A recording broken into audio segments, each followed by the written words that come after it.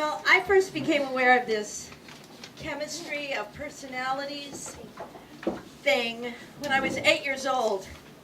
And I found out just how much my mom and dad and my friend Chrissy Smith's mom and dad really didn't like each other.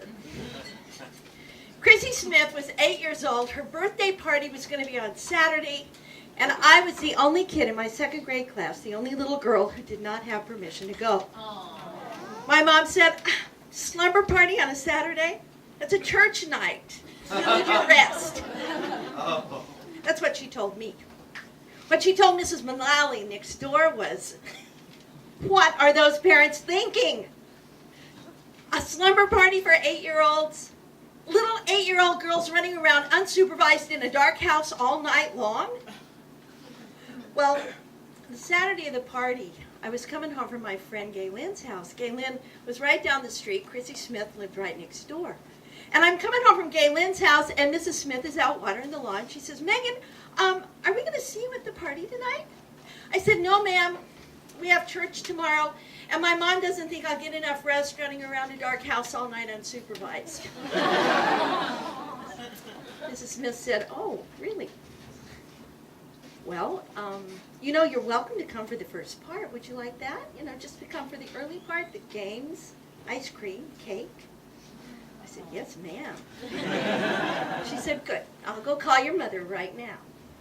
So when I got home, my mom met me at the door with the news that I did indeed have permission to go to the party. But she said, I don't have time to take you shopping for a present. Go get $1 from your father. That can be her present. Now, this was 1958, Oklahoma City. And in 1958, a crisp new dollar bill tucked into a birthday card was a very adequate, fine birthday present for a little kid. So I found my dad in the garage. I said, Dad, I need $1 for a birthday present for Chrissy Smith. He reached in his pocket and he pulled out a handful of change. He counted 98 cents. There, that ought to do it. He gave me 98 cents. I thought, I'm not going to bother my mother with wrapping this present. She's busy. I'll do it myself. And I've got the perfect box. I just got a new pair of sneakers. So I got my U.S. Kids sneakers box. And I found some wrapping paper with red poinsettias on it in the hall closet. And in the medicine chest in the bathroom, I found some white tape. And I also found the perfect thing to keep those coins from rattling in that big box. Toilet paper. So I sat there on the bathroom floor and I wrapped each coin individually, and then I rolled it in about 1.5 miles of toilet paper, stuffed it in the box, wrapped it with the red poinsettias, taped it with the white tape. It was beautiful. And it was time to go to the party. So I said, Mom, I'm going to Chrissy's now. It was still daylight. I could walk. She said, all right, have fun. But you be ready to come home when your father comes and gets you at 8 o'clock sharp. Well, the party was great. The games were fun. We had ice cream, store-bought cake. Chrissy got some great presents. She got a Mr. Potato Head. She got a slinky, a hula hoop, a package of underwear with the days of the week written across the butt. But my present, I thought, is going to trump them all. So finally, out from under the coffee table comes this box with red poinsettias on it. Chrissy looks at it. She says, who's it from? I don't see a card. I said, oh, we didn't have a card. It's from me. So Chrissy peels off the red poinsettias.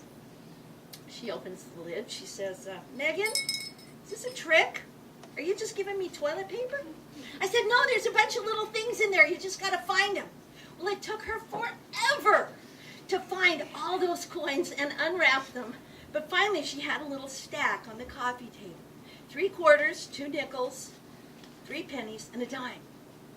Her father tallied it up. He said, keep looking, Chrissy. I think there might be 2 more pennies in there. I said, nope, that's all my dad gave me. She found it all. And then Mrs. Smith looked at Mr. Smith, and Mr. Smith looked at Mrs. Smith, and they said something to each other that I didn't understand.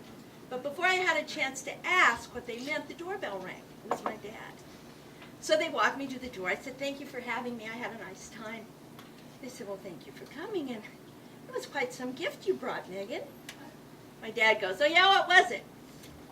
So I described to my dad how I had taken the 98 cents he gave me and wrapped each individual coin and rolled it up in all that toilet paper. And the more I described, the quieter and the more serious my father looked. The Smiths were having a good time. Their eyes were twinkling. But none of the grown-ups was saying anything, and so it was up to me to keep the conversation going. So I kept on. I said, and then Mrs. Smith said to Mr. Smith, there's no doubt about it, I'm my father's daughter. And Mrs. Smith said to Mr. Smith, yeah, the apples don't fall far from the tree, do they? What's that mean anyway? Now all the grown-ups looked really serious.